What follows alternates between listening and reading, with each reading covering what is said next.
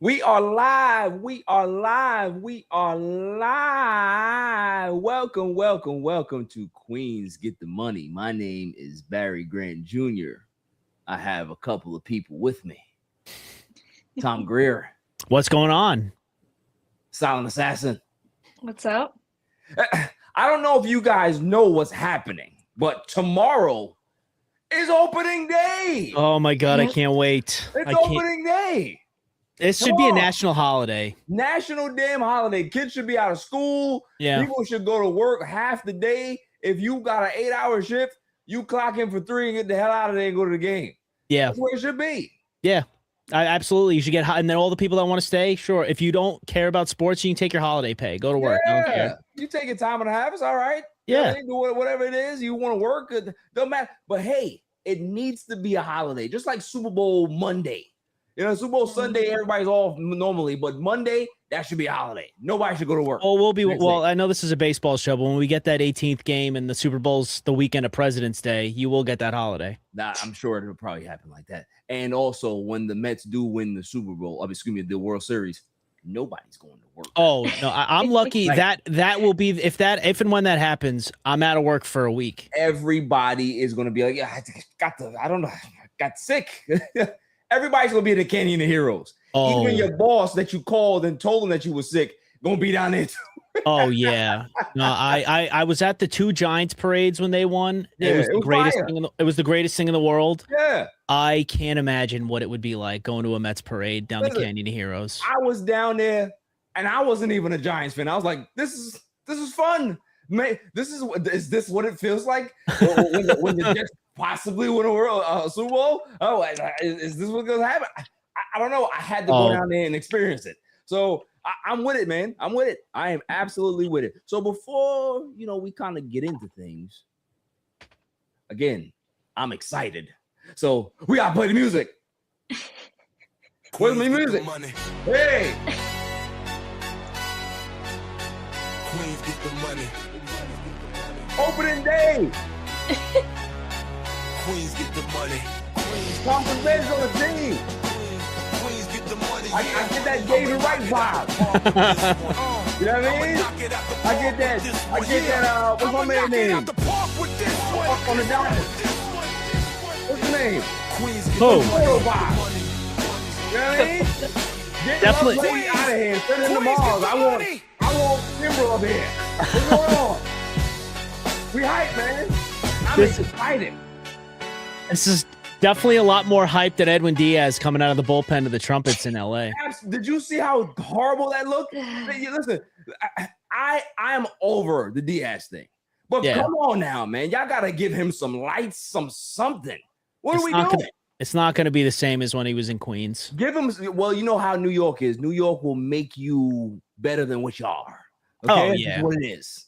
We made Edwin Diaz be that cool. He wasn't cool like that before. You know what I mean? Yeah. We made him cool. We did. He had to resurrect his career from the fucking ashes of the beginning of his Mets career, but we did make him cool. Yeah. So, what are we getting into? I think opening day. What is first? Are we going to talk about the David Stearns presser? Is that what we're going to do?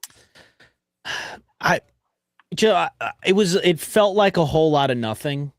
I saw that they randomly scheduled the David Stearns and Peralta presser. I thought it was both of them together when I first saw it. And I was like, okay, cool. You guys are about to dunk on me with a deal coming. And I was absolutely wrong. That didn't happen, obviously. It was just a lot of hype up opening day kind of thing, Right. That was it. Any takeaways for you, Silent Assassin? I mean, not really. I watched more of Freddie's part to the presser. Yeah. And I guess just for me that they're obviously he still seems very excited and happy to be here. Like that never really left. Obviously both of them got asked about the extension, and they both were like, we're not gonna comment on this. I don't know if it's like Freddie kind of gave like a look, like his eyes kind of opened up, and then he was like looking, around like, I don't know, like I should be speaking about this, but something's going on though. Yeah, like if that's the case, like they both kind of gave like no comment like at all, even if they were asked like in season, after the season, what's going on with that. Just no comment. So you wonder like if potentially if we see him play for a couple months or a couple starts ever, how that plays out, then maybe that door kind of opens and the Mets give him what he wants, or more of maybe a 5-6 year than the 4 or 5 year deal is what the Mets were projected, and he wants a 7-8 year deal. So maybe it's more likely to be in the middle with that. So I mean, we'll see what happens, but it's better to hear no comment than a no, like a solid no. So yeah, same thing. He said it. Stern said it. So I do believe that they will probably be working on this throughout the season. What I said in the chat. I think like if he has a good 3-month stretch where he's pitching really well, he's acclimated really well here, I can see an extension happening. You know what I mean? Because they want to get that done before free agency, because it makes sense to both parties want to make it happen. And the later you go on is the more money you're going to have to pay. So I think it would behoove the Mets to be able to try to get a deal done early than get a deal done late. That's all I'm saying. Because he got to be in the winning the Cy Young. Price goes up. You know what I mean? The price goes up. I agree with you. And I think it was also kind of telling that he went out and he was basically saying that he's got family in the area. So I think he said he's got family in Flushing, Corona. I think it was another town. So maybe he is really comfortable here. But I think the other way, where it's like, if Freddie's pitching a good 3 months into the season and he starts entering that Cy Young conversation, why is he going to sign a deal now when he could cash out at the end of the year if he does win the Cy Young? Because like if he's on that trajectory, he's getting it. He's going to get his money. I think the only reason why I say he would be open to that, just because he really wants to be here. And when you really want to be somewhere, you're not going to allow certain types of negotiations to get in the way of that, right?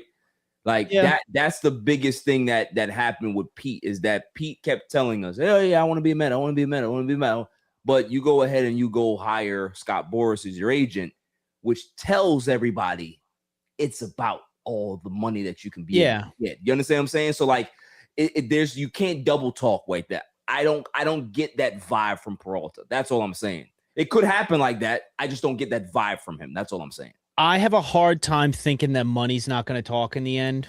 You know, like I don't know. Maybe we figured out the Braves magic, where we figure out a way to just get guys to sign, because the Braves, it felt like they would just bring guys in, there's something in the water in Atlanta, and he'd figure out how to sign them to a long-term deal that's basically a steal for the Braves. Let's figure out how to do something like that. But when I see that to my knowledge, I think we checked before the season started, the 2 prime pitchers that are going to be free agents next year are Tariq Skubal and Freddie Peralta. Yeah. So if it's only those 2 and pitching's at a premium, like we see how important pitching is, I don't see where Freddie's not going to say, you know what? I do like it here, but I might get a big time offer. And even then, I'm playing for the richest owner in baseball. I could go out and get a big offer from somebody else and come back to the Mets and see if they want to match it. It's a good point. It's a great point. I just hope that doesn't happen. Me too. I agree. I agree. Because my stance on what I feel about both of these guys. Give them both. Give me both of them. Yeah, I don't give out long-term deals to pitchers, but I'm gonna give them out to 2 of them next year. Now, and give me Tara Skubal in the offseason. Give me both of them. All right. So listen. Stearns, it was cute. Everybody is all happy and giddy. First day of school, opening day. We don't care about the press conference. If you wasn't extending Peralta, I don't give a damn what the hell you telling me. Because when you talked about Jared Young making the team, I was done with you. I was absolutely done with you. So that goes into our first slide here, because let's go ahead and go look at the actual opening day roster. And that to me is a little interesting. So can you guys read that? Yeah, I got it pulled up on my other monitor anyway. Yeah, so good. So which are the ones that stick out to you the most?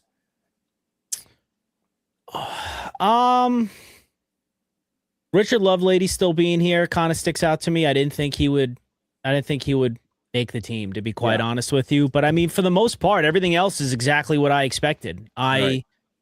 As this obviously as the offseason went on, I mean, as the spring training went on, I figured Benge would make it. I don't really see anything that I'm all that shocked about. This looked like the lineup that I expected, or the rotation I expected, the bullpen I could have imagined, and this looks like the team we were waiting for. You know, it's like what Stern said. He was like he was comfortable with the in-house options. Yeah. So what are your thoughts about this, Nicole? Yeah, I agree. I feel like obviously closing down on spring training, I feel like it was, a few people, but I feel like they weren't really of importance. Like, I mean, Carson Benge, obviously we knew that he was going to make the team. Everyone else, I felt like they were making the team regardless. Like there was no kind of questions about that. Lovelady is definitely the odd one out. Like it's like, why is he on this team? And I guess just over versatility because but I feel like we don't really necessarily need it at the moment. I think, as the season progresses and injuries potentially might happen, then Bruhan would have been that person there. But I feel like we're not really in that part of the season where that extra versatility is really needed. I know that Bichette and Lindor are the only ones that are really there for shortstop, but we'll see, because then we have obviously Ronnie down there in AAA that can cover that. Yeah. But yeah, Lovelady, I don't know why he's existing in the Mets organization. So they got rid of him earlier in the spring training and then brought him back. So listen, I already know what's happening here. Like they are prepping the ship. They are prepping the ship, and they are fitting him for his Mars outfit, because he's gonna be there soon. While they go ahead and tell Kimbrel, look, there's a spot for you here. Don't worry about it. We gonna give it to Lovelady, see how he works a little bit. If he struggles, as soon as he gets shelled, we gonna give you a call, and we are sending him packing. That's what's gonna. I see it happening. There's no way that Craig Kimbrel is gonna be like, I'm gonna stick around. Probably be a mentor to the guy. No way.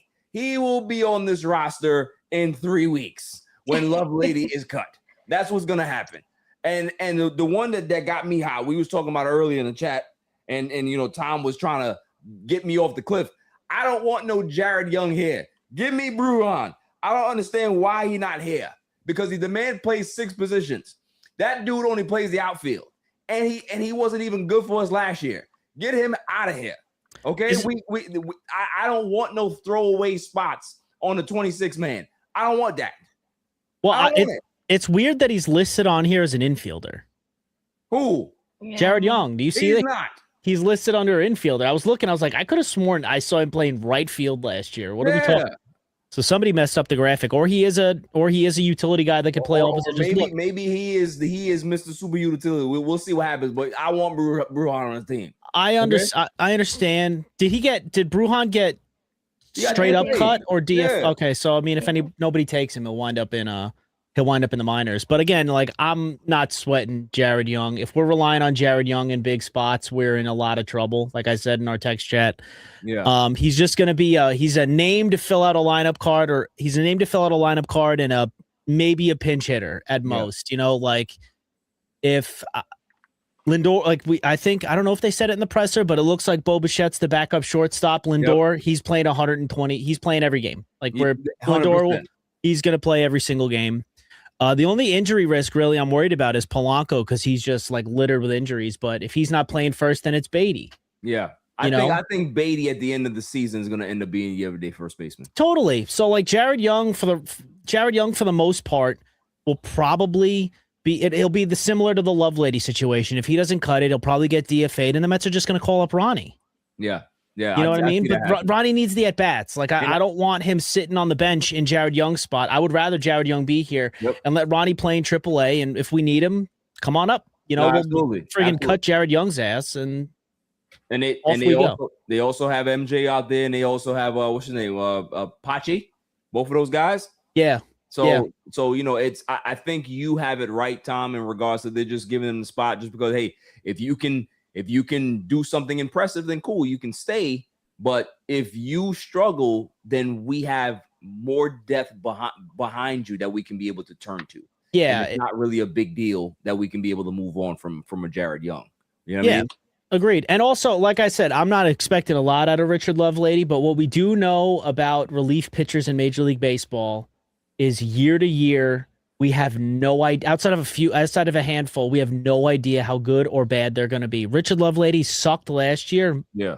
Might figure it out this year. Relievers are like goalies in hockey. They're just weird. They're hot or Right. cold. You mess up their routine and they go ice cold. Year to year, I'm not necessarily worried about a reliever. If Richard Lovelady can come in and contribute in any way, that's great. If not, kick rocks. Somebody else will fill the spot. You know? I agree. All right, let's go ahead and move on to our next slide here. What do we have? Okay, so we got the Kim Krim. All right, so this one here. No, I don't want this one. This one is the one I want. Hold on here. Now, Carson Benge makes the team. We all know that. We knew that a couple of days ago. Love the video that they posted where Mendoza was telling him, he made the team, kid, and he was so excited. The thing that I love about Carson Benge is how level he is. Right? He doesn't get too high, he doesn't get too low. Like, that's a professional, right? So struggles are coming. You know that guys are not going to see the ball well all the time. And if you're already a young guy, 23 years old, and you have this level mindset already, then I know that this kid is through the struggles, he's going to figure it out. And just because he's a young guy and, again, struggles are natural for young guys when they come up, I can see him being able to withstand the entire season and play 145, 150 games and go through the ebbs and flows of the season. And that's what I want for him. I don't want them to keep jerking him in and out of the lineup. Let him stay and let him figure it out, because that's how you're going to make a young player great. And that's kind of one of the things that I hate about like pitching nowadays, is that as soon as guys get in trouble, they want to go ahead and pull the hook on them. They're shorter innings. You got to make guys like figure it out. And that's what makes pros. That's what makes guys be able to like push through adversity. And that's what I want to see. Let this kid play and let him play the entire season. If he gets hurt, that's something different. But I want him to go through the struggles. He has enough veteran leadership and veteran guidance here that he can be able to kind of like withstand the storm that's coming. You know what I mean? Like that's what I want to see from him. Yeah, I would say I agree. I feel like the like hyped up Mets rookies we've seen the past few years like never really gotten a full chance to kind of see what they have. It's definitely been more of like a bench situation. Yeah. Until obviously finally Brett Beatty kind of had a little bit of a moment there, and he, progressed, and Mark Vientos had it in 2024 and he progressed, and obviously whatever happened with that. But I think, yeah, I'm definitely excited to kind of see Carson Benge just for how he performed in spring training. And he only really has 1 year of professional baseball experience. So to see him come up so quickly and how he's handled himself, like you said, just very, very professional without really even having a lot of professional experience. So when he's already speaking like that and carrying himself like that, just I feel like makes you more excited to see a player like that on your team, and a young player to kind of have that new, like, for me, like last year with like the youthful players, like definitely brought back a lot of excitement for the Mets fans, just to see like, okay, maybe these kids can save our season. And, even if it failed, but we still did have fun seeing, Jonah Tong up and, McLean up and Sprott up. So definitely really excited to see what he has and, watch his full season play out. Absolutely. I'm with you. I just I'm excited to see him play. I'm really curious to see how a guy that's sprung up through the system as quick as he did handles major league pitching. Like, I'm not putting it all on how he's going to look opening day against Paul Skeens, because like Paul Skeens is going to make a lot of guys look silly. But I do have to say, like, I'm curious to see how he's going to adjust to this pitching. But I will kind of agree with you that I want him to be able to go through the struggles. But if it gets to a point where he's clearly looking like he's overmatched and and being a little bit more of a detriment than he is a positive. I don't think there's anything wrong with sending him down. Conforto got sent down, came back fine. Alvarez got sent down, came back okay. We're going to hopefully he breaks out a little more this year, but we have history of guys getting, coming up, getting a taste in the majors, getting sent down, and then figuring their stuff out and coming back up. So well, yeah.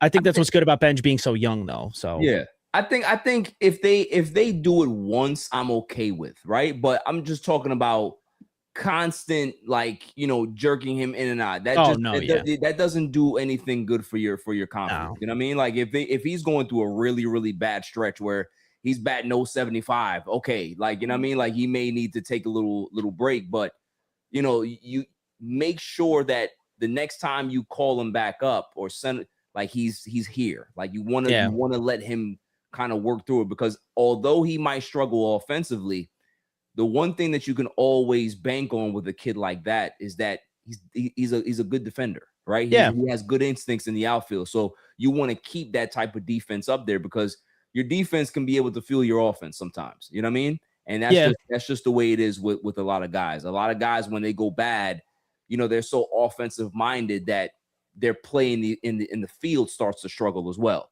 So you want to make sure that, that's one thing that you kind of keep his confidence high with, because at the end of the day, he's a dog. Like between him and Nolan McLean, like these guys were two-way players.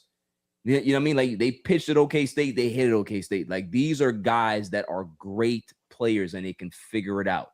They do a myriad of things. I want those guys on my baseball team. McLean was doing both in single A. I used to send videos to my brothers and my cousins of McLean hitting home runs and striking dudes out all in the same. Like, why do we need to go sign Ohtani? We have Ohtani at home. Right. But for Benge, I think what's also going to help him a lot is like there are a lot like Nicole, you mentioned before, like last year they called up Jonah Tong, Brandon Sproat, Nolan McLean, and it was almost like, here, young kids, save our season. Right. Benge is not coming here to save us. Benge is coming here to be a compliment to what Stearns has built. So like he's not coming up here with the pressure. He's batting ninth. Probably batting. Well, we don't have a lineup yet, but he's probably batting ninth. He's coming up here with like, dude, you're around a lot of really good players. Soak in as much as you can. Literally be Juan Soto's shadow. Go home, sign up for Duolingo, learn how to speak Spanish. You know what? In fact, we make a lot. The team makes a lot of money. We'll sign up for you. And be his shadow and learn everything you possibly can to be a better player. And I think it's only going to help him. Yeah. I can't wait. No, the Mets needed this. You needed some homegrown youth getting injected into this team because of the offseason that we just had. There's a lot of Mets fans that are still upset about a dude playing in Baltimore and another dude playing in Texas. A lot of Mets fans are still really upset about that. This is a chance to be like, we got rid of some faces. Here's a new face that we developed. Yeah, I ain't gonna lie, man. Listen, I used to sit Metropolitan box, 123. That's nice. Road 9 all the time, because I was looking at number 5. I may have to go ahead and go switch that to the right field side, because I want to see what's going on over there. Number 3. Yeah. It's number 3 now. Yeah. Well, I mean, Benge is number 3. Yeah. So I might have to switch. It's a good seats too. I have to see what's going on over there. You know what I mean? We'll see. We'll find out what's going on. But I like this guy, Benge. I like him. The one that hurt my heart, though, I ain't gonna lie to you. This look, man. When I seen the news of this, first of all, when I seen the video of him limping, like my heart sunk to the ground. I said, no, because Mike Tauchman is my guy. And the fact that I can't see him on the Mets, I don't like it. I don't like it. Torn meniscus, they say he's going to be out anywhere between 4 to 6, 6 to 8, with rehab as well. Is there any chance that he comes back to the team at any point this season, or is the Tauchman experiment done? What do you think, Nicole?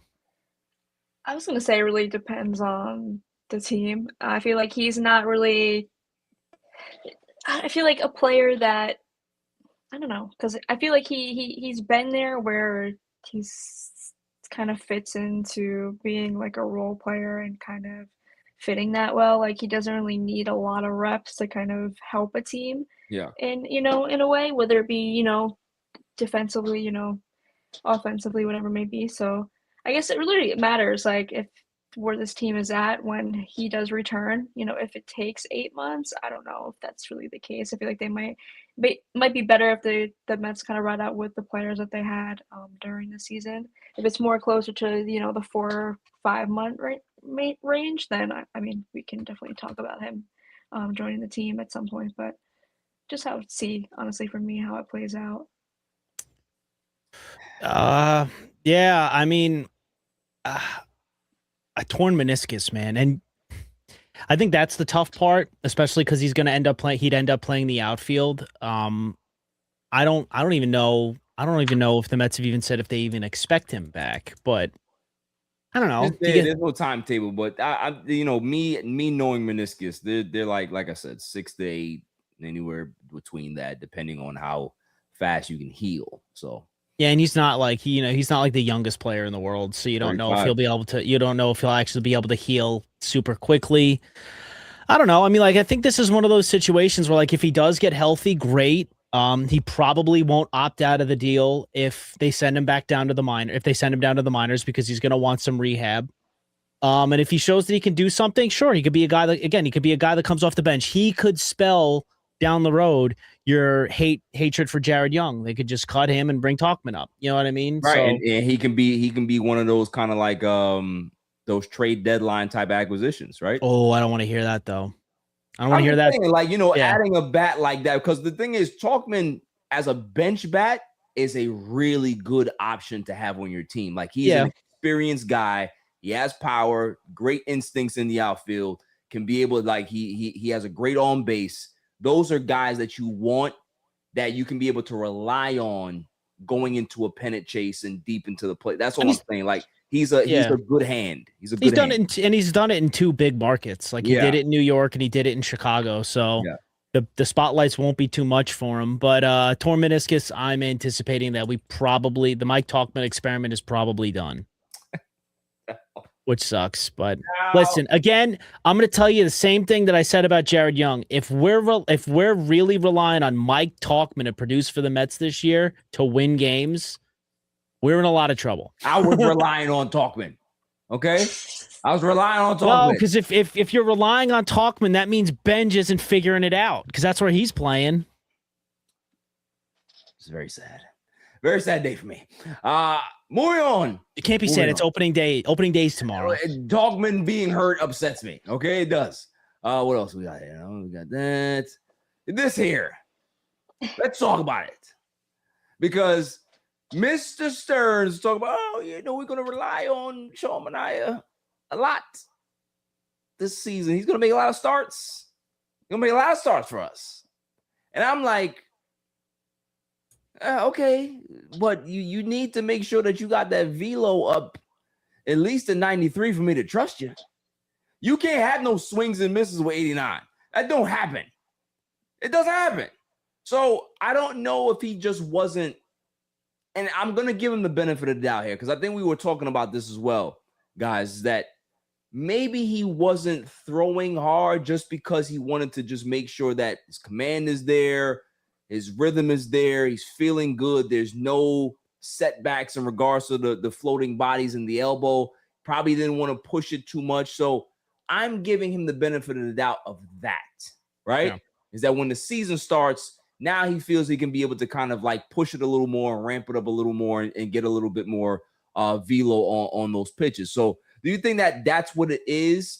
And now we have a very good hybrid option in the bullpen, just in case something happens, whether he's piggybacking, he's going to be able to long relief. He can be able to do a whole bunch of other stuff, spot start. Like this might be a jack of all trades type of position for Sean Manaea that he might excel in. What are your thoughts about that, Tom? No, yeah, I'm totally with you. I didn't expect Sean Manaea to make the rotation after seeing how bad his spring was and how there's a lot of guys fighting for those spots. And Sean Manaea, just as much as I like him as a person and as a player, like He's one of those guys that, like, when he sucks, it's really frustrating watching him on the mound, but he's just such a good dude that you want to still root for him. You know what I mean? But he didn't deserve it. He didn't deserve to be in the rotation right now. We got too many guys that are like actually performing, and he looked good when it was him and Clay piggybacking off of each other last year. And if we're really committed to a 5-man rotation and you want to make sure that guys can, feel comfortable, if, Senga doesn't have it, throw Manaea out there. If Clay doesn't have it, throw Manaea out there. I think it's a good thing to have. And then guess what? If Manaea is pitching, because again, he gets moved to the bullpen, they announced this, the next day he's throwing 91, 90, 92 in a simulated game or a scrimmage that they were doing, inter-squad scrimmage they were doing. And it looks like he might have been pissed because he definitely wanted to be a starter. So if somebody slips up, if Peterson doesn't have it, if Senga doesn't have it, if Clay doesn't have it, guess who takes that spot? Joe Manaea, who's right here. So I think it's just a benefit to the Mets pitching, and especially since we need it. Pitching's at a premium. We absolutely need more pitching. So I'm with it. Nicole? Yeah, I agree. I mean, personally, I want to see Shohei Manaea be successful, just because Tia's our one of our captains from that playoff run. That's your guy. Guy's the man. I love Shohei Manaea. Yeah, so I feel like he definitely has something left in there. I don't think he's completely, washed out. If he's able to give us a few innings, I think he's be able to be, efficient in that. And I feel like it is a good thing for us, because having that depth, like, we can say, like, we can go to a Shohei Manaea, like, we're not going to a Richard Lovelady, like, type of player. Like, we still have a valuable, asset. He's still a competent pitcher. He does run into some innings where he's kind of shaky, but I feel like it's the longer he pitches, then obviously he runs into trouble. At least from last year, there were some definitely good innings, and he pitched good, like, okay, I would say. So if we can get at least that or a little bit more, then I think out of the bullpen, I think we'll be fine with him. But I think definitely his little comments and then seeing him tick up the velocity definitely might have some little anger juice inside him. So we'll see what happens with that. Yeah, listen, I think it's a good option. And also, I'm going to go a little further, that I believe that pitchers that are aging should actually start considering converting to the bullpen. Like, starting pitchers who are like, they might be losing some velo, or they're just getting long in the tooth and people are just not looking for them to be starters anymore. Start to convert yourself into a bullpen guy, because you can be able to extend your career so much better that way. And I think, I'm not saying that Shohei Manaea is an old guy, but he is getting older, and this might not be a bad option that he can be able to lean on, not only this year, but as the year is going on. You can become a full-time starter again, yes, but if that's not in the cards, then you can still be able to be extremely effective for a team, being able to be a spot starter, being able to be a long reliever, being able to piggyback or whatever it is. I do think that this is a role that he can be able to excel in. So I'm hoping good things for him, but I'm just going to tell you right now, if he slips up, or if I see a 8.9 ERA, pack your bag. Back to Mars. Pack your bags. All right, they're going to fit your suit and make sure that you got all the trimmings on your suit, and you're going to Mars. All right. I think that needs to be a segment. I think 100%. as the season 100%. Goes on, you need to have who you're sending to Mars. Yes. Listen, yeah. I need you to get me a graphic for that. I'll figure that out. Great. Yeah. I'll figure that one out. Who's on their mission to Mars? That's what we're gonna call it. Yeah.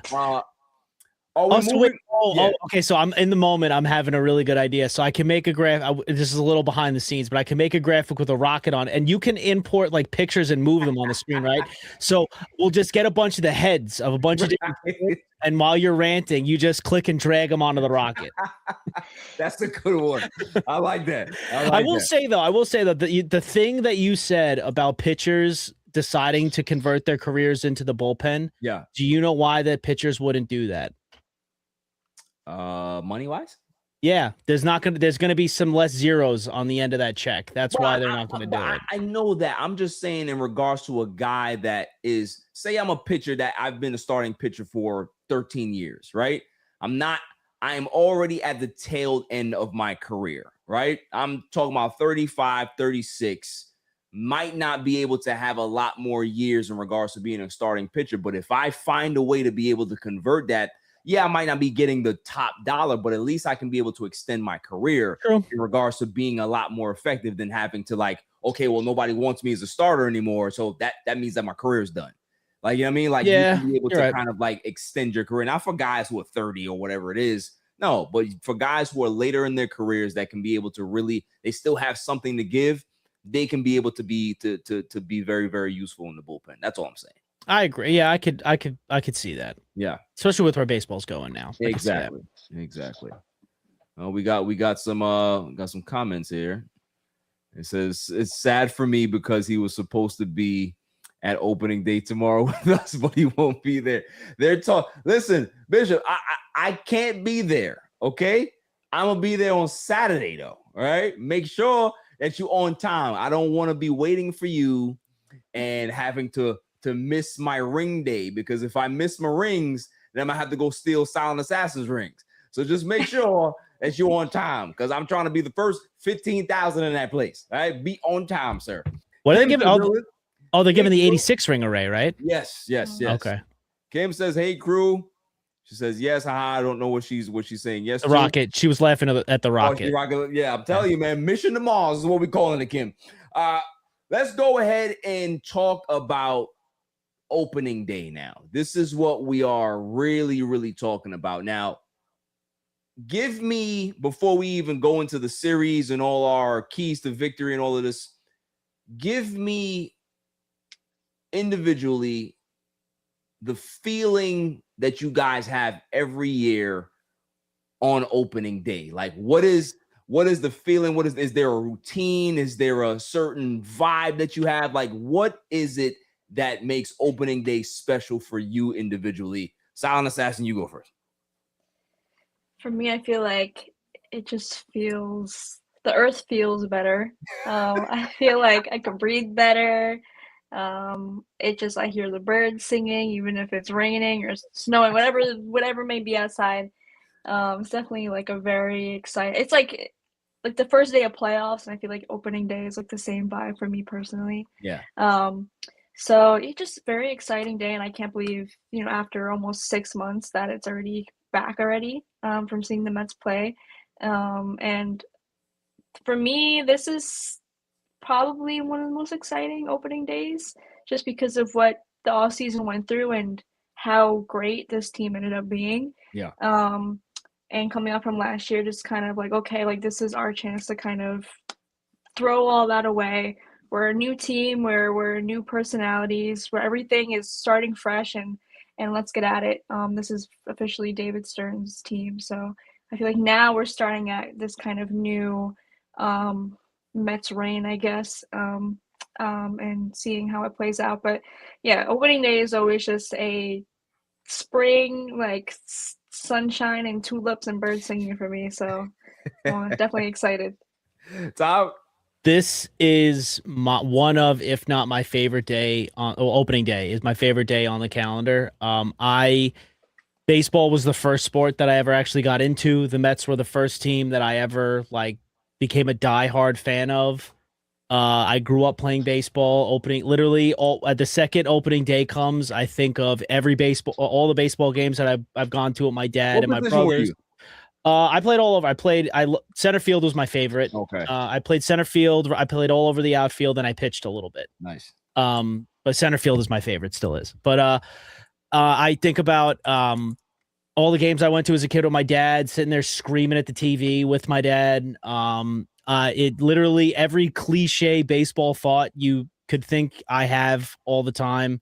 And there is no place on this planet that I love being more than Citi Field. So the second opening day comes, I'm thinking of all the games I'm going to try to get to, because I don't know, man. It's something. Baseball, I love football. I love hockey. Basketball's cool. Yeah. But there's just something different about baseball that just I don't know. I don't know how to say it. It's just amazing when it comes back. I can't wait for tomorrow. Yeah, I agree. My experience is that opening day is the only day that nobody can piss me off. Like you can catch me slipping on opening day because I'm smiling, I'm nice, I'm cool because it's beautiful outside, man. It's a new day and new hope, new season, new expectations, new emotions and passion. Because I'm gonna have a few rants.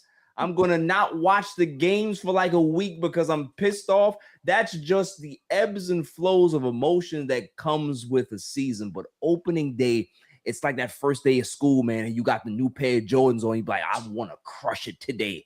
I want to make sure that when I step to school, they see I got these new J's on. That's what it feels like. That it's just the butterflies that you have, man. There's happy angst. You know what I mean? It's not like you're nervous. It's just more about like just happy and just hearing the birds chirping, like Nicole was saying, and it's just beautiful. It may not be a nice day in regards to like them playing, but just knowing that baseball is here, that the next 8 months or whatever the hell it is, it's gonna be great. You know what I mean? And that's just the way baseball is for me. Like, I love basketball. Football is okay for me, but baseball has always been the sport that's got me from day one. You know what I mean? And it will always be that. I'm gonna be going to a lot of games this year. You know what I mean? It's always been my place of peace, whether it was Shea Stadium, whether it's Citi Field. Whenever I go to that place, everything outside of that doesn't matter. You know what I mean? And that's the beauty about opening day and being a Mets fan and just being excited for the season. So let's go ahead and discuss this Mets Pirates series. Listen, I'm chalking up opening day for a loss. I'm sorry. We can't have the Cy Young winner going against him and expect that we're going to get any more than 3 hits. You know what I mean? So we can be excited that baseball's back, but I want no parts of that bad man, Paul Skeens. I want no parts of him. No parts. Man, I don't know. Look, it's opening day. I'm not ready to say that yet. I think the Mets have had too good of I understand Skeens is good. The man throws 109. I understand, but he's got to face Juan Soto. That's true. But he still throws 109. I agree. So even if Soto gets one, that's one run. Look, you just got to work your counts, make him throw a lot of pitches. He'll be out by the 5th or 6th, and then we can take on the Pirate bullpen. The Pirates did make themselves like a little bit better. They added a couple of good offensive players. Like, I don't think this is going to be the pushover Pirates that we've kind of been accustomed to. Like, I think they actually did what they would consider their best to put a semi-competent team around Paul Skeens. The Pirates remind me, actually, kind of, sort of the early Jacob deGrom years, where like you had Jake, who was the best pitcher in baseball, and then you fill it with a lineup with a couple of good players, and then everybody else is like insert player name here. You know what I mean? Yeah. That's what the Pirates feel like to me. But they might contend a little bit, make stuff a little exciting, but I think the Mets got a shot. They got a lot of contact hitters. They got a lot of guys they have some guys that aren't going to strike out a lot. They might make Paul Skeens work a little bit. And, let's take it for day one. It's opening day, man. Dream big. Dream big. Dream big. And that includes beating Paul Skeens. Don't be so negative on. Don't be negative. And I also want to say really quick before I don't want to bogart all this time from Nicole. I commend you. You said something when you were talking about your opening day, how when they're bad, you'll stop watching for a week. I can't do that. You're a glutton for punishment. I'm a glutton for punishment, man. If they're bad, I'm still going to sit down and be like, all right, hurt me again. Let's just do it. Listen, Nicole will tell you the story. After she talks about her opinions about the game, I want her to tell you the story about the 2024 season, because I don't know if you know it, but I'm going to let her tell it. So, Nicole, what are your thoughts about our chances for opening day against the mighty Paul Skeens? Well, I was first to say, like, it's the Mets opening day at Citi Field for the first time in a while. Yeah. I feel like they're always, on the road for opening day. So I feel like that might be a little bit different. And the Mets just always win on opening day. Hell yeah. They're always winning. I know it's Paul Skeens, but his record last year said otherwise. He's definitely lost a bunch of games that he shouldn't have, getting the Jacob DeGrom treatment. So I think if we can just get one off of him, even if we don't get one off of him, I think that the Mets can handle the bullpen, and we take out a win. I also do think that the Pirates did definitely upgrade. I don't think they're a horrible team. I think they can definitely be competitive, especially I feel like they might be like a Marlins-esque team where they're just kind of winning games that they shouldn't and just kind of messing up other teams' chances. Hang around. Yeah. So I'm sure it's gonna be a really well pitched game, but I think if the Mets can just get a few runs early, then we got the game in the bag. So who is the starter for Saturday for the Pirates? Oh, for the Pirates, I could tell you. I don't know if it's 100% confirmed. I know Peterson is going to be. Then it is probably right. Keller, right? Keller. Let me see. Saturday, Mitch Keller. Yeah. So it's Mitch Keller against Peterson, and then who's Sunday? They haven't. I don't think they've announced Sunday yet. Oh no, yeah, they did. McLean versus. I'm not even gonna pretend like I can say that man's last name. Moldzinski. Oh, Moldzinski. Yeah, there we go. I got it. Something like that. Okay. Something like a guy I've never heard of before. So there you go. That could be a win. That could be a win. Never heard of that guy. So I guess with the first series, what are we thinking? I'm not gonna be super. I'm not gonna go crazy and say that we sweep, but I say that we have a good chance to take 2 out of 3. Yeah, hell yeah. 2 out of 3 easy. Yeah. 2 out of 3 easy. Look, this Mets team, this is not the Mets from last year. This is a new Mets. The rotation looks really good. Yep. They're taking 2 out of 3 from the Pirates. The Pirates don't scare me. Outside of Paul Skeens, the Pirates don't scare me. And also, too, for all you Pirates fans out there and the Pirates organization, shame on y'all for not having Andrew McCutchen come back to the franchise. The man is killing it down there in Texas. He battled like 450 down there in spring training, and he made the team. And watch him go ahead and go out there and hit 28 home runs for them when you should have had your franchise guy back with the Pirates. You should be ashamed of yourselves. Absolute shame, embarrassment.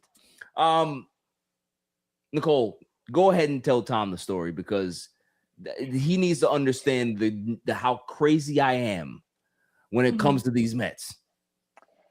I'll try to remember as much as possible. It was just not the full thing, but just when the playoffs started, what did I have you do? I was the play-by-play announcer. He would not turn on the TV. I would just say like one word, and he'd be like, "What happened?" Because I'd just be exclamation points everywhere, and he'd be like, "What happened?" And be like, Vientos, another home run, whatever it may be. And he would just not. He was being so stubborn. Would not turn the TV. A single game. I didn't watch. I listened to her. I didn't watch because I was like, all right, I already jinxed it. We're just gonna ride this out. I'm just gonna ride it out.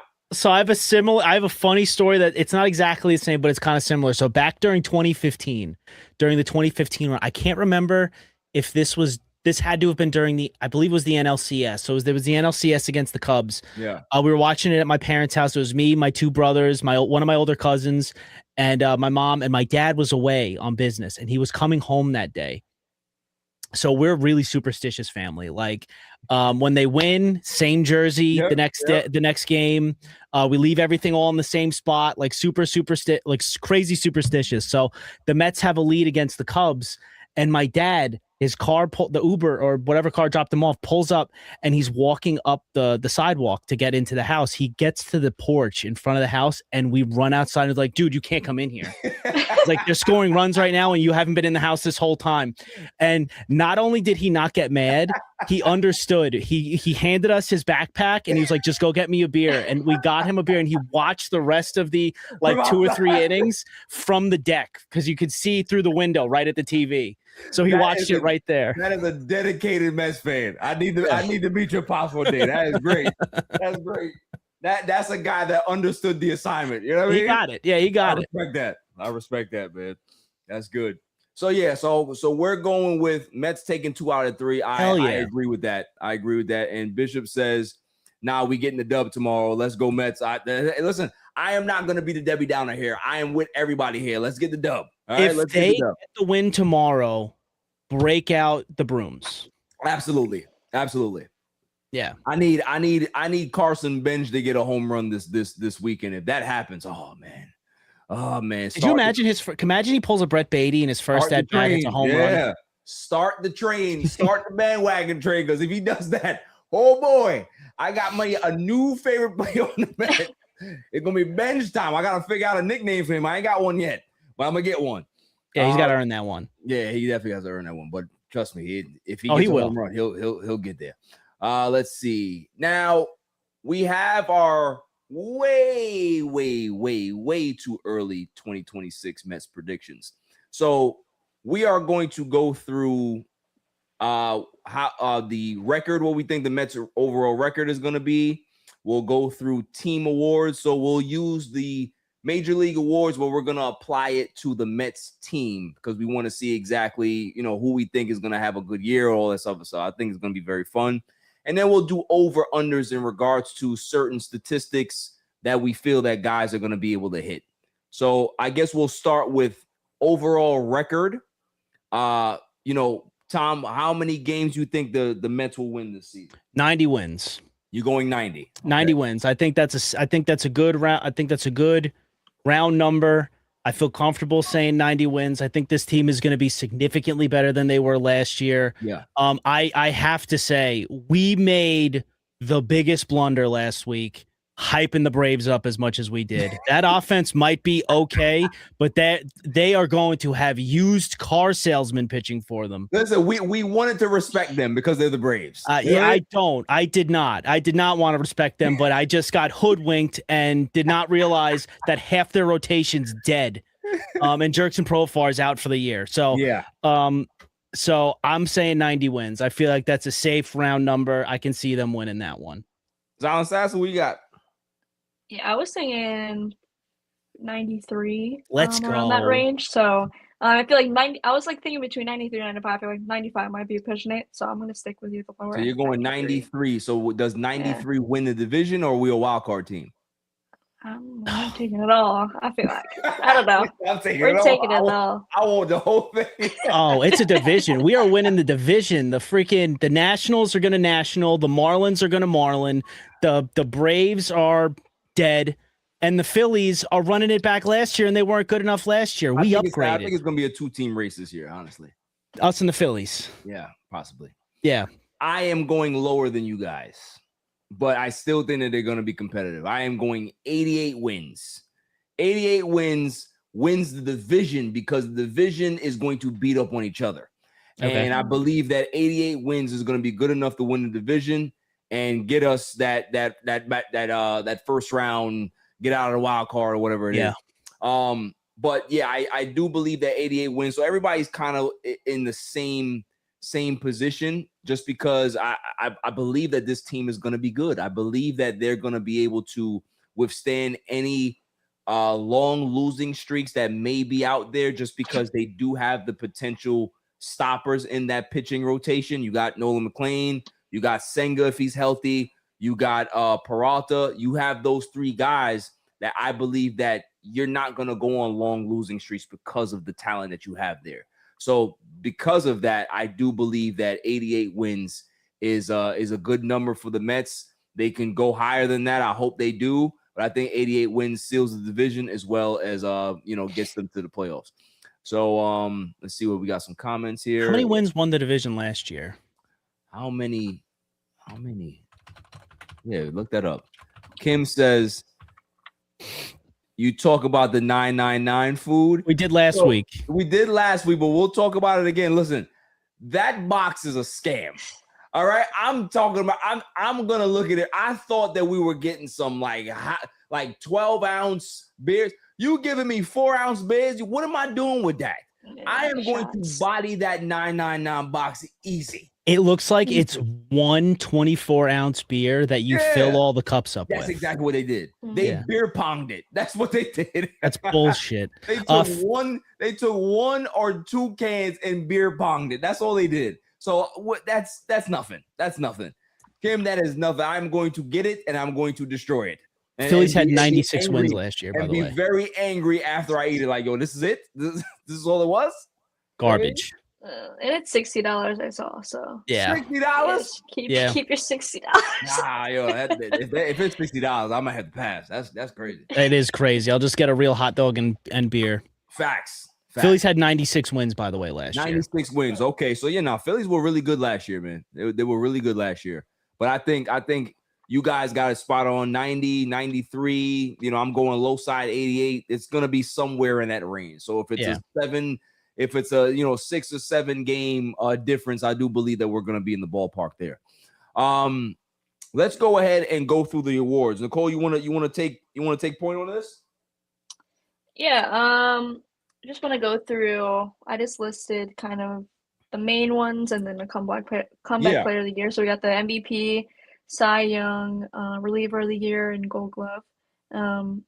I feel like necessarily doesn't have to be like who you think it's like. Juan Soto is, MVP every year for, you know what I mean? Yeah. So it could just kind of be horse, like yeah.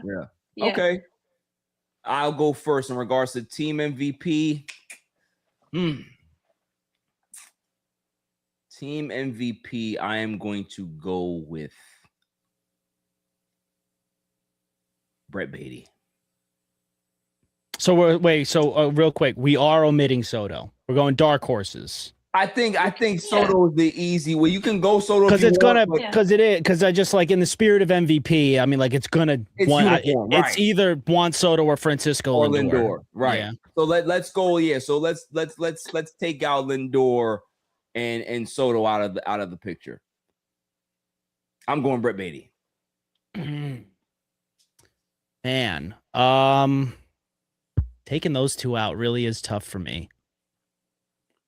I guess I just am gonna default to Bo because Bo's all that big year. All that dude does is hit. It's a contract year basically, unless he opts in, which would surprise the shit out of me. But I think it's gonna be Bo because I think he may set a career high in RBIs this year. No, we're gonna do bold predictions here. Bold MVPs.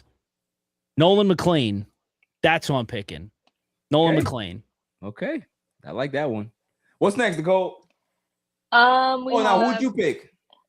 I went with I don't want to say necessarily Bo. I was going to go with Bichette too. I think he's just primed for like a huge year. Just having Soto and Lindor in front of him, I think he's going to have insane amount of RBIs and all that stuff. Yeah. I wouldn't put it past Bo Bichette if he clears 120 RBIs this year. Yeah. Honestly. Yeah. So I think he's set for his best career year. He may have one of those old school type of lines of like the old school baseball where guys hit 20 home runs and drive in 130. Like he may have one of those type of years because he's that type of player. You know what I mean? What's next? You have Cy Young. Cy Young. Yeah, I'm jumping out the window on this one. If we're talking team, give me my man Kodai Senga, right? Give my man Kodai Senga. I think Kodai Senga is going to shock the world. That man is throwing gas 99 miles an hour. The man looks good. He's smiling. The interpreter looks like he's having a good time because you know that Senga is not miserable. We going Senga all the way. Damn. Wow, I am so goddamn surprised that you and I are going to have the opposite ones. I'm taking Freddie. Okay. Freddie was a finalist last year. He's in again right now until otherwise is in a contract year. Yep. That man's looking to get paid. Yep. Show that he's on. If he's not on the level of Scooble, he's a 1B to Scooble's 1A going into the offseason next year. Yep. Give me Freddie, but fuck yeah, I love that you just said Senga because I would have said Senga if you didn't. I thought you were going to say Freddie, so I was ready to say Senga, but give me Freddie. I'm jumping out the window with my predictions. I'm jumping out the window because if I win these, it's gonna be good. That's crazy. Yeah, give me. Yeah, no, I love that. Who you got to go? Yeah, I'm going back. I was gonna right when you said Senga, I was like, you took my guy. But I think definitely he's again primed for just a big year. He wanted to stay on the Mets. He wanted to prove that he's still able to play for the New York Mets and on this team in this market. So I expect him to have a huge year. If he's healthy, he's a top pitcher in baseball. Yeah. So I feel like, Pete's gone, you don't got to worry about the whole, fielding situation. Yeah. So I think he's going to definitely have a lot healthier year and definitely pitch a lot better. So he's my Cy Young winner. Peter Bishop said, "Give me Alvarez for MVP." I like that. Alvarez for team Facts. MVP. That's not a bad one. I should not have picked a pitcher for the team MVP, but I'm sticking with it. You gotta stick with it. You gotta stick with it. What's next, Nicole? Oh, we have reliever of the year. Reliever of the year. This one is interesting. I am going to go. Oh, you're gonna hate mine. Oh, you're gonna hate mine. I am going to go Luke Weaver. Give me Luke Weaver. Give me Luke Weaver because I know exactly. Listen, I've seen the writing on the wall, people. Okay, I believe that Devin Williams is gonna lose the closer spot. He's gonna lose it. He's gonna get shelled, and they're gonna strip him up the closer spot. And gonna say, Luke, you've been here before. You want it? I got it, coach. Give it to me. And Luke Weaver is going to take the ball and run with it. They're going to turn Devin Williams into the 8th inning guy. And Luke Weaver is going to be the guy on his team in regards to the bullpen. Shut down Luke Weaver because people got to remember, a couple of years ago, the man was the closer when the Yankees got to the World Series. That's all I'm saying. So I got Luke Weaver. People keep laughing at him. I'm not laughing at Luke Weaver. He's going to be my guy. I genuinely feel like I'm in Bizarro world right now. I did not expect you to 1 pick Kodai Senga for a Cy Young, a Mets Cy Young, or 2 pick Luke Weaver for reliever of the year. But you hear my rationale. I know. Your rationale was the exact rationale I was going to use because I was going to say Luke Weaver. I was like, that's why I said you're going to hate mine. You're right here, buddy. I thought you were going to hate that idea, but no. So if you take Luke Weaver, I do think that's a solid pick because I could absolutely see us going into the 9th inning listening to Dreamweaver. Mm-hmm. I made that joke a couple weeks ago, but if you're going to go Luke Weaver, I'll just go Devin Williams. I think that he started to figure it out at the end of the year last year. And I know everybody's dumping on him, couldn't handle New York, really hasn't been the same since Pete basically ended his Brewers career. I totally hear all that. Could I envision a world where Luke Weaver ends up being our closer, like you said? 100%. I could 100%, like I said, see us listening to Dreamweaver in the 9th. But I'm going to hold out hope that Devin Williams captures what he got at the end of his career with the Yankees last year and parlay it into a good season in Queens. Because like I said, relievers year to year. You know what I mean? Yes. And also too, his numbers were very, very confusing. Regardless, if you look at his numbers, the bold numbers just don't tell the story of his season. You know what I mean? Like you really had to really watch and see how it was broken down in regards to certain quadrants of the season. So that's not a bad pick. What you got, Nicole? I put Tobias Myers. Hell yeah, that's a good one. Hell yeah. For me, like when I saw that he was an addition to the Freddie Peralta, I'm like, oh, like that's a really, really good asset to have. He does have, starting pitcher ability, but I think just in the bullpen, if you could just sit there and just kind of be consistent, I think, that really changes the bullpen. The bullpen was always, I feel like, the weaker point for me personally on the team. So to have someone like that, and then hopefully, obviously Luke Weaver and Devin Williams, could play really, really, really well here, like we obviously hope for. I think, this bullpen could be a really, really good, high point, really flip that for me personally of this team and be like one of the best in baseball. Really, for me, Tobias Myers, I think he's really has some good stuff and he has a really good personality. He really wants to, he's like a dog, like we were talking about, McLean and Benge. He has like kind of like the same mentality for me of what I've seen. So he's my pick for playoff tested too. Yeah, 100%. Yeah. What's next? We got Gold Glove. Gold Glove. All right. I'm jumping out the window again. Now, here's a good statistic. right? But I'll say the name first, and then I'll go into my reasoning. Juan Pacheco Soto. And here's why. 2024, man plays left field. 2022, plays left field. Do you know what happened in those 2 years when he played left field? He was a Gold Glove finalist in those 2 years. Juan Soto gets a Gold Glove in Queens in left field. Give me Juan Soto. I can't believe he ever moved to right field if that's the case. I don't understand why anybody would ever do that. I think he did it just to be a good teammate because Nimmo was over there. Okay. Well, he played right in Yankee. Well, he didn't have a lot of ground to cover, but he played right in Yankee Stadium. Yeah. See, here's the thing. I want to go Luis Robert Jr. I don't know if he's going to play enough games. I want to go Marcus Semien. I don't know if he's going to play enough games. Well, Semien never really has injury issues like that. No, I guess it's so. It's more Robert than anything. Because I want to say, because I mean, again, if we're omitting the obvious ones, I want to say Lindor because Lindor is just an absolute. Am I allowed to say Lindor for this one? Yeah, Are we omitting Lindor? Because I'm going to say Lindor. If I'm not saying Lindor, I'm saying Francisco Alvarez because I think he's a really good catcher, and assuming he doesn't get hurt, I can see that. But I'm Francisco Lindor, man. I mean, that dude is an absolute wizard at shortstop. Especially because I think he got snubbed last year too, just because I think he had a really good year.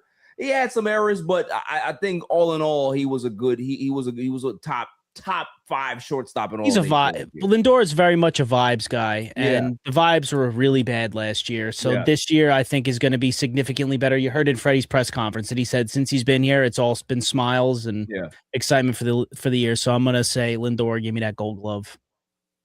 What about you, Nicole? Yeah, I had a toss up between two. But since you said like you would possibly, do Alvarez, I'm gonna go with my other pick. I'm gonna go with Brett Beatty. So I think I think I like that one. But new positions, but I think from where he was defensively at third base and kind of definitely switched it up really, last year and definitely got a lot better. Yeah. I think, he's really, competing to stay here. And just because he had obviously a good year last year doesn't mean that he's going to stay here this year. Like, you never know what can happen. So I feel like he's going to be really, really good in the field this year with, right field, first base, wherever they kind of put him at. I think he's going to take that, really, really work hard on that and the Gold Glove. I like it. Could you imagine a world where Polanco doesn't take to first base? They have to DH him. So they put Brett Beatty at first base, and in his first year, he wins a first baseman's Gold Glove. Could you imagine? That's very possible. We let Pete go, who couldn't dream of a Gold Glove, and we just give it to Brett Beatty, and he just gets one in his first year. And that's the thing, right? Like he never has to hit 30 home runs for me at first base. Just give me 20 plus. Just give me 70 plus and have a good on base and just play good defense. I'm good with that. Works for me. As long as it's winning. As long as we're winning. That's all. What's next? Have one more is comeback player of the year. Comeback player of the year. I already got mine. Comeback player of the year is going to be AJ Minter. I think AJ Minter is going to have a very good comeback year. Listen, the man hasn't played baseball in damn near 2.5 years. So there has to be some type of upside. And because the vibe is as high in Queens, we're going to get him back to where he was on the Braves. And if he's not, then we're going to get him fitted with his nice suit. We're going to get all the trimmings and send him where he needs to go. But I think AJ Minter has a chance to be comeback player of the year for the team. I'm taking Kodai.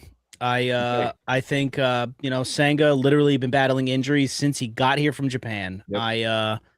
I think this is going to be the year that they already committed to the 5-man rotation, so evidently they think he's ready for that typical American baseball rest time. Yep. And it's put up or shut up for Senga this year, so I think he's going to take to it, and he will be my comeback player of the year. I like it. Mine has always been from day one since he's got here is Marcus Semien. I think has potential to kind of might be crazy to kind of maybe get back to those. I'm not saying MVP, but kind of levels. Like definitely, he's able to get there, with home runs, like the power, and he's great at second base. Being here and being, a leader that people can go to. I know him and Bo Bichette kind of have a good bond from when they were played in Toronto together. Just like a great person overall. So I think he's really going to mesh well with this team, and that's definitely going to help him because I know there was allegations that him and Corey Seager just did not get along in Texas. So him being here, a new start, for him, I think he's going to kind of pop off this year and kind of get back to the normal, Marcus Semien type of numbers.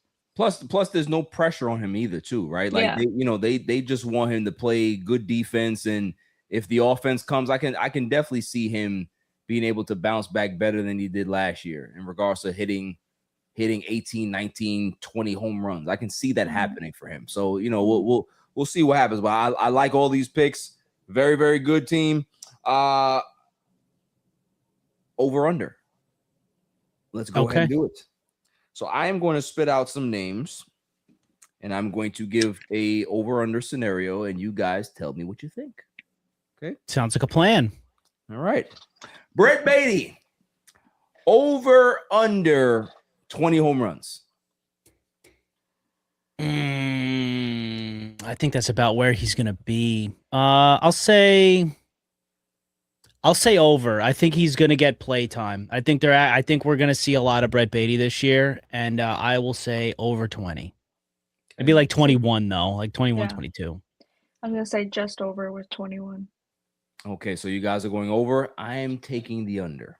Doesn't mean that he has a bad year. I just think that he does a lot less in regards to trying to get the home runs, and maybe he tries to go opposite field and tries to spread the ball around a lot more this season because he doesn't necessarily have to pull the ball and try to get it in the air. I think he does a little bit more to be able to just be a more well-rounded hitter. So I'm going under, but that doesn't mean that translates to a bad season. Jorge Polanco, over under 7 errors at first base. Under 7. I don't know if he's going to have the opportunity to get that many. I feel like if that's the case, then I feel like they're just going to permanent DH him and just have kind of Brett Beatty slide in. That might be rough, pushing 7. We'll see. I mean, if it's the whole season, okay, maybe, but like if it's consistently, like, I don't know. But I feel like in general, I feel like he should just be permanent DH. So. Okay. Sticking with Jorge Polanco, over under 24 home runs. I'm going under. Yeah, I'll say under because I think he's going to be around the same area that Beatty was. I'd say like 20, 22, maybe. Yeah, I'll say under. Okay, I'm going under as well. I realized that I overshot it a little bit on Beatty. I feel like under might have been the smarter move. You said 21. That's not too bad. I guess so. 18 last year. It's fair. Yeah, it's right there. And 18 on an offense that was technically ranked top 5, but we'll see what happens. Mark Vientos, over under 100 games played. Oh.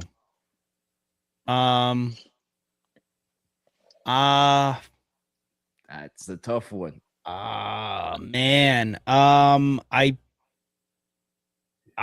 just gonna say under. I don't know where he's playing outside. Well, so I could see him DHing. I'm gonna say under. I'll say under. Go under, okay. I'll go over, but not by much again. Okay, so you're going over, but slight. Yeah. I think they're gonna give Mark Vientos I probably should have said over, but because I think they're gonna give him opportunities. Mendy really likes him. Okay, well, we'll see. I think I'm going under as well. Nicole, you want to keep tallies of this so we can be able to go back to it? Let's see. What do we got? You can keep it you can start it from here. We'll watch it back. Francisco Lindor has been very, very consistent over the last few seasons. 30 home runs, anywhere between 70, 80 RBIs. Over under 30 home runs for Frankie Lindor this season? Over. I think we're getting a big year out of Lindor. I think we're gonna get a huge bounce back. Not that he had a bad year last year, but I think that the Mets themselves as a team are going to be significantly better this year, and I think Lindor is going to feed off of that.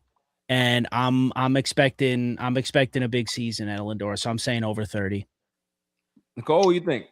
Yeah, I agree. I feel like at this point now he's consistently a 30-30 player until proven otherwise that he can't do it. So I'm going with over as well. Okay, I am taking the under.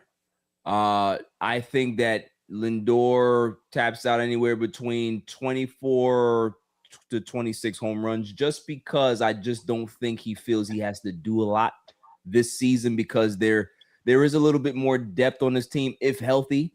So he feels that he doesn't necessarily have to do as much. So I do believe that the home runs drop. The average probably goes up a little bit. Stolen bases stay consistent. And he just has a better, well-rounded season instead of having the struggles that he had, especially on the road last year, right? He can be able to kind of focus on just being a very, very disciplined hitter just because of the talent that he does have behind him. Let's see. Moving on.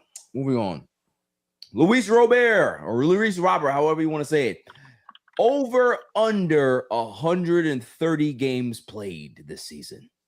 How many games did he? I think he barely had 100 last year. Unfortunately, I'm gonna say under, just because until you prove me otherwise, I'm gonna say under. I'm hoping that the energy of Queens is gonna keep this man healthy a little bit because he's out of the White Sox. But no, I think I'm gonna say under.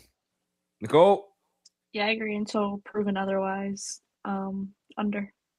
I am gonna be the odd man here. I'm gonna go the over. I think that Luis Robert, he's going to give me 135, 135 this season. That's what he's going to give me. Here's the other one in regards to this. Over under 25 home runs. Because it ties in, obviously. If I'm saying under on the games, I'm probably going to have to say under on the homers. Right. Yeah. So I'm probably going to say under. What about you, Nicole? I agree, but slightly. I think he hits at least 20. So okay. Yeah. I'm going over. Okay. My man is going to hit 28, 29 home runs. He's going to feel it. Okay. Well, I forgot. Is he a free agent at the end of the year? No, right? No, he has one more year. He has one more Okay. year. So we're basically in team control. I think it's a team option, I believe, too. Okay. It's a club option. I believe that the man is going to have a hot June, July. And boy, Citi Field is going to be rocking. Okay. He's going to hit about 10 home runs between those 2 months. My man is hitting 27 home runs for the season. I'm going over. Luis Robert is going to be one of my favorite Mets this year. All right. He has a little hot dog in him, and I like that. I was a big. Need a little swag. Yeah. I love players like that. You know what I mean? Love players like that. So, let's see here. Carson Benge, over under 20 stolen bases. Are the Mets going to run as much as they did last year because they don't have that first base coach that they had that was helping them with the run game? You said 20? Yeah. Over, but not by much, like 21, 22 stolen bases. Okay. How about you, Nicole? Yeah, I think that they should play to his abilities, and he's quick and he can steal bases. Why not? Why shouldn't he be stealing bases? So I'm going over on that. We are all chalk here. I believe and I agree that he will get over 20 stolen bases this year. Juan Soto. Here is the big one. We all understand that he's one of the greatest hitters of our generation. The stolen bases were impressive last year. We said that he might be a Gold Glover this year. He's hunting for the MVP. We understand all that. But we are going to talk about something that we haven't talked about in regards to Juan Soto. Over under 300 this season. Batting average. Man does take a lot of walks. I'll say I'll say under. I think he's gonna be at around 300, but like 280, 289, 290. I think that's Okay. probably where he'll sit. Yeah, I'm going under as well. It's not an easy thing to do unless you are God himself, Aaron Judge, to have power like that, average and all around. Yeah, if you you're know, not Shohei or Judge, it's very tough. yeah. So I'm going under, but not not by much. So. All right. I am disagreeing with both of you. I am going over. I think that Juan Soto puts it together and has a tremendous season, not only with power, but average, stolen bases, OPS. The man is going to have a generational season. He hits over 300 this year and proves that he is no doubt the most valuable player in 2026. Let's go ahead and see Nolan McLean. How many innings will he pitch this season? Over, under 180 innings for Nolan McLean. This is a tough one.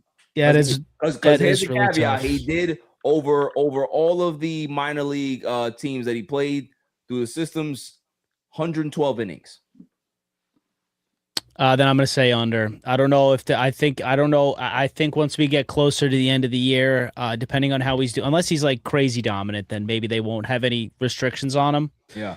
But I'm going to say under because I think that they're going to be careful. I think that's when you see that Manaea is going to the bullpen. I think that they're going to use that to maybe save a couple of arms because they realized that everybody got so fatigued at the end of the year last year. Right. So I'm going to say under. Okay. Yeah, I agree. If he can just get 5 innings, a game, I think I'm cool with that. I don't think there's necessarily need to push him any further. And then since we do have the depth in the bullpen that we can go to, obviously if he's killing it in a game, let him go however long he can. But I don't think we need to rely on him. We have such other good pieces in the rotation that, we can get 5, even 6 innings and then kind of go to the bullpen. That point, yeah. Fair. I think we're all in lockstep here. I think that he has the ability to go over 180. I don't think that the Mets want him to go 180. Mm-hmm. And that's the biggest thing. So we are all in agreement here. Bo Bichette, over under 100 RBIs. I'm going to say over. I think he's going to have a lot of guys on base. I think that so he's going to have plenty of opportunities to drive guys in. Yeah.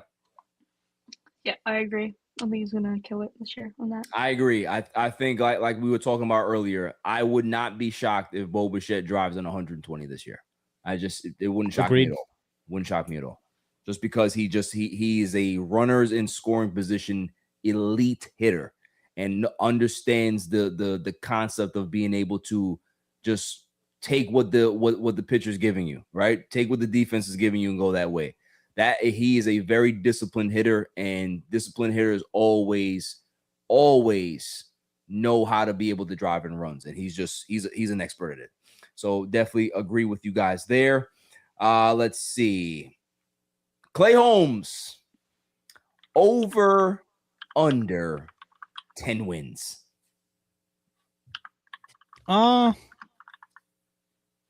Over. Give me the over. I think this is going to be the year that Clay, he had a full year as a starter, full off season preparing as to be a starter after already doing it. So give me over 10. Let's get crazy. Yeah, for me, I'm expecting at least 10. So, I think over for me. Just, I feel like how, because what did he get last year? He was over 10 last year. Over 10, yeah. I think he's going to be even better as he already has a year under his belt as being a starting pitcher. Yeah, 12. Yeah, Mm-hmm. Yeah. I think he'll be around that, I guess, 12, 13 again. So.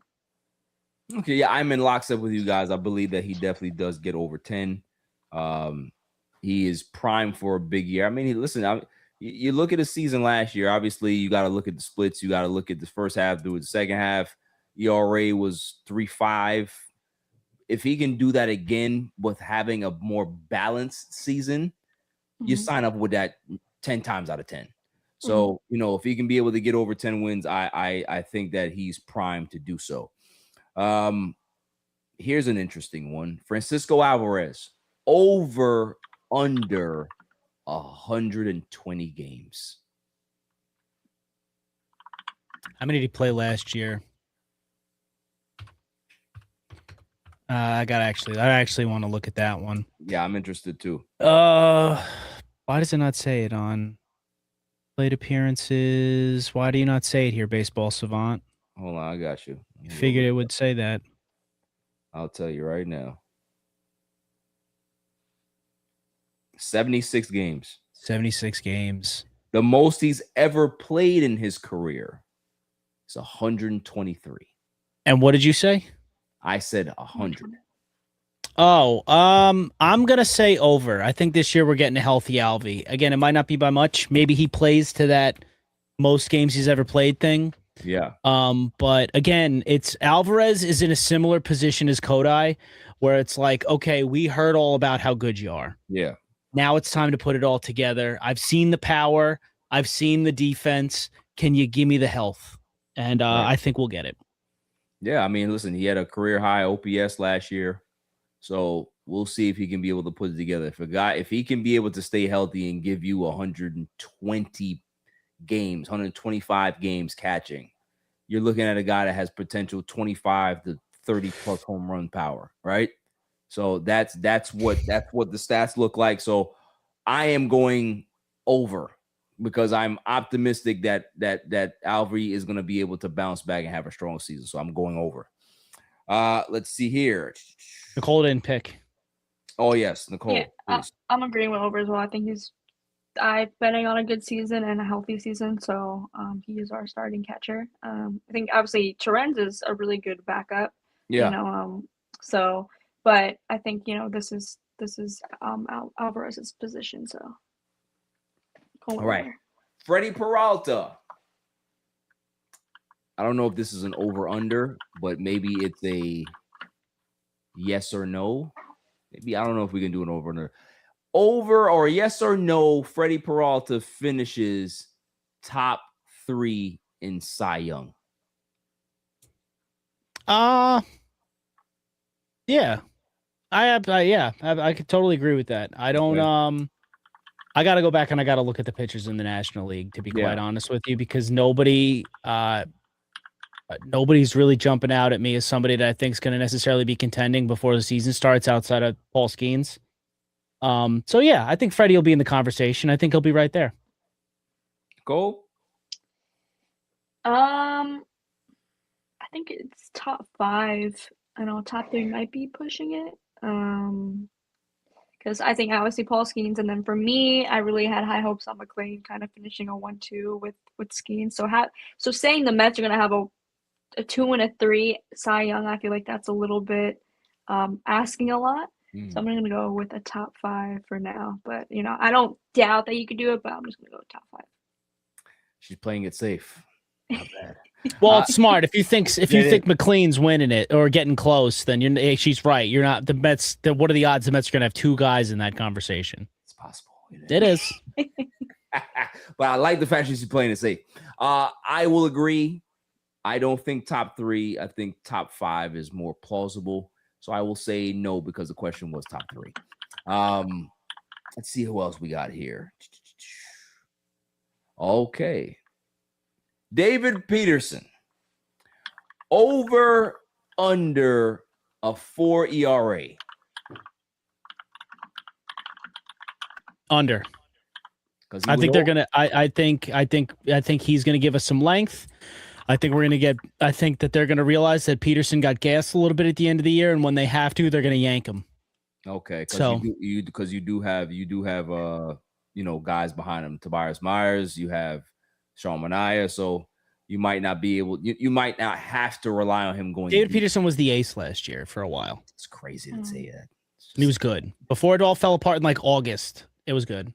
What's crazy is the fact that I'm going to the game on Saturday, and of all pitchers to pitch on my day, it has to be the guy that I'm making you watch him. Yeah, it's just like you're gonna watch him. I'm hoping for the best for this season, but I am going over. I'm going over because he was a 4.2 last year. I can see him being anywhere between a 4.3 and a 4.4 this year.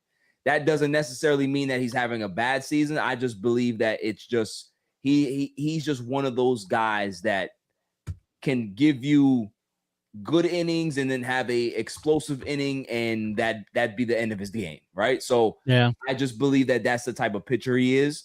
It's in a walk year. I don't think that a 4.4 is going to kill his market, but at the same time, I just believe that that's where he is. So I'm going over. I feel like he's gonna have a more consistent year. I don't think we're gonna get the all-star David Peterson, but I don't think we're gonna get the awful David Peterson. I think he's somewhere gonna be in the middle. Yeah, I think I'm gonna go like under probably like a 3.6, 3.7. 3.6. What? 3.6. I can see that. If he's consistent in those, because before the all-star break, what was he pitching to? I don't know if we could He was low threes. that. Yeah. Yeah, so it's somewhere in the middle, higher threes, mid to high threes. I think will be solid for him. Not Yeah. bad. lowest he ever was 290. That was 23? 24. Okay. Yep. Yeah, now he's been down, but he's been there before. He was pretty good, man. He was pretty good. He was pretty good he was pretty good last year. Yeah, Outside of like a month and a half, he was pretty good. He was. He was. I'm not even gonna knock him there. Okay, last one. Over under Mets hit more home runs this year than he did last year. I'm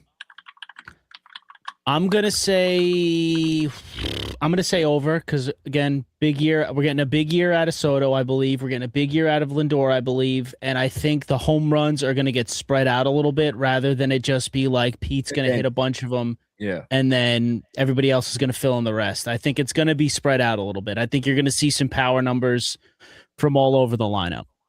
Yeah, I agree. I think that the fact that we had our top 4 guys, it was top heavy in regards to home runs last year, and then everything else was just like, wow. Everybody's got pop. Yeah, everybody does have pop. So I would say I am taking the over, but not by much. No, just more. It might be around the same, but just more spread out. Obviously, what do you think, Nicole? Yeah, I agree. Over, just because all around is a better power team overall.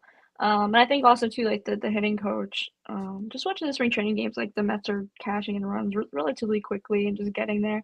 I think this hitting coach has definitely been beneficial so far to this team. Yeah. Thank God we don't have Chavez anymore. So I have high hopes for this team offensively, and especially in the power rankings as being a top team. So I'm going over. All right, here's the last one, and you guys are gonna love this one. Over under. Barry has 2 rants this season. 2 epic rants. Oh, way over. Way over. I am so anticipating more than just 2. Come on now. I might expect 2 within the first month. You give me there's no confidence here, friend. There's just nothing. Just nothing. I can keep it calm. Okay. What you just told me before that in 2024 you had Nicole doing play-by-play for you because you couldn't even watch the games. I'm crazy. I am. I admit it. Now listen, Nicole, you're my friend. Okay, both of you guys are my friend, but don't you betray me here. Okay, what is your answer? Over under 2 rants this year. I'm just being honest. I think you have at least a rant for the Lakers every other week. So I'm taking that way over for the Mets.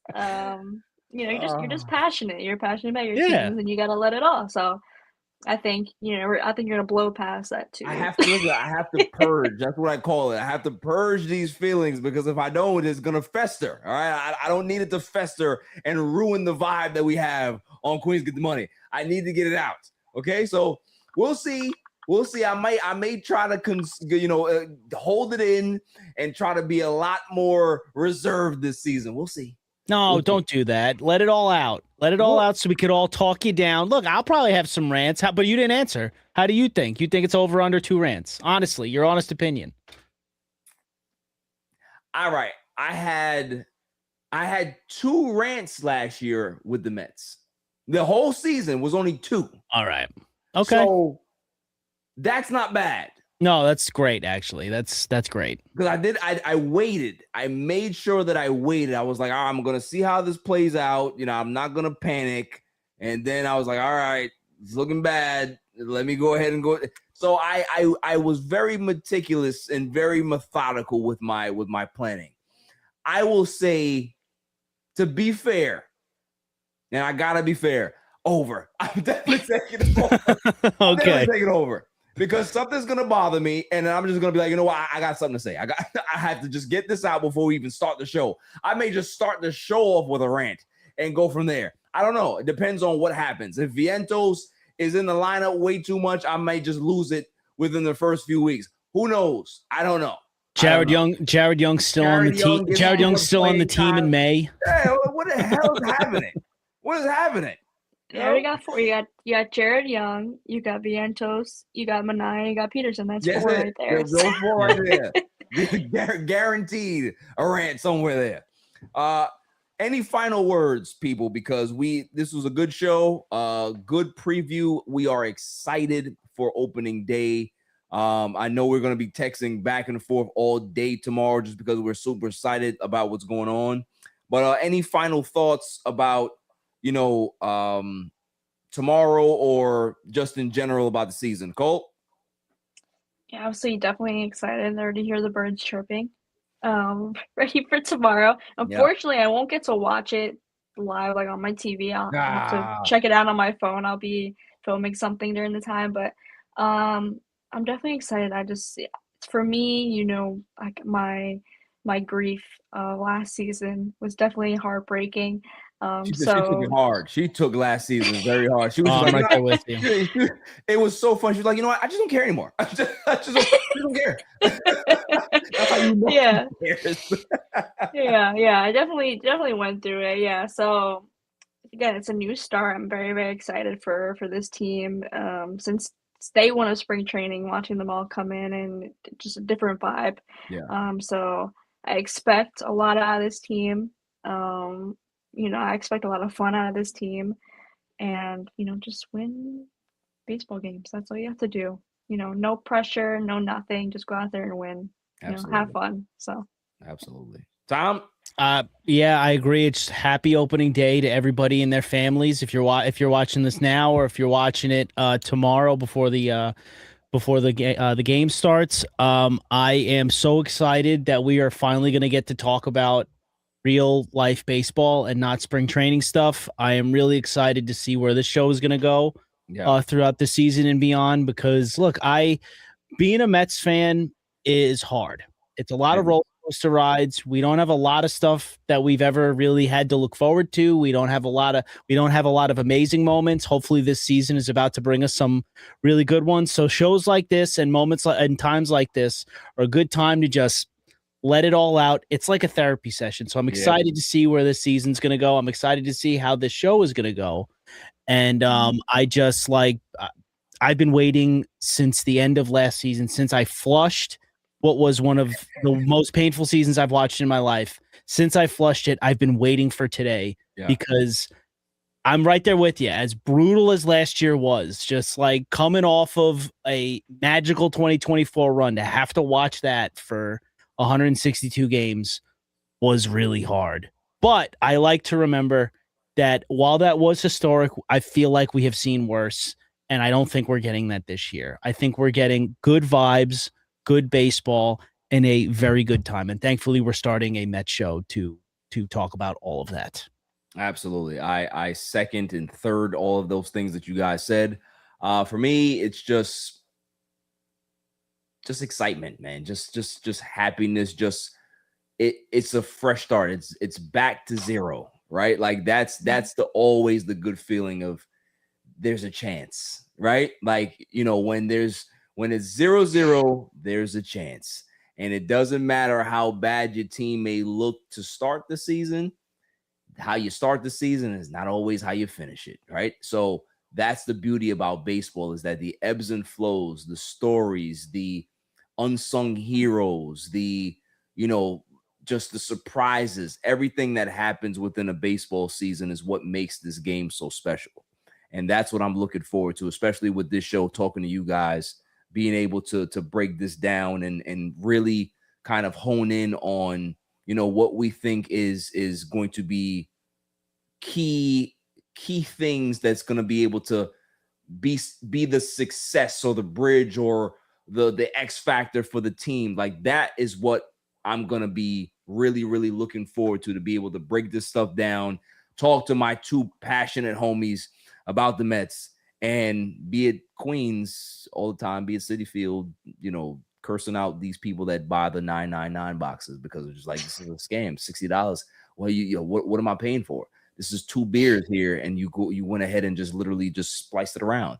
That's not good. They do that. They do that in Philly. Don't do that in Queens. Don't do that. Like, give us something else. Give us something else. I don't want the same thing that you give the Phillies over here. Do something else. All right. That's all I'm saying. That's all I'm saying. I'm not spending. I'm with you. On that. No way. I'm doing it. I say that now, and then Saturday I'll take a picture of it. Like, oh, guys, look, we did it. I did it for the Instagram. I did it for the gram. Right, did it for the gram. I am such a fraud sometimes. But that is all for this show. Thank you guys for whoever's in here watching Queens Get the Money. We will be back. I'm going to talk to my team about something because I'm interested to know, because I know Silent Assassin is, her schedule is really tight. But she'll be here every Wednesday. But me and Tom might be available to do some post games. Yeah, I can. So we might see how we do about that. If we can be able to do a couple of post games a week, we'll figure it out. And if Silent Assassin can join us, that'd be great as well. But we'll figure it out. So if we can be able to do that, that'd be great. Just because we want to give all the listeners more content out there, be able to give on the spot reactions about post game stuff and all that stuff. So we'll see how that breaks down. But we'll definitely be here every Wednesday. So until next week, stay safe, stay cool. Peace. Go Mets.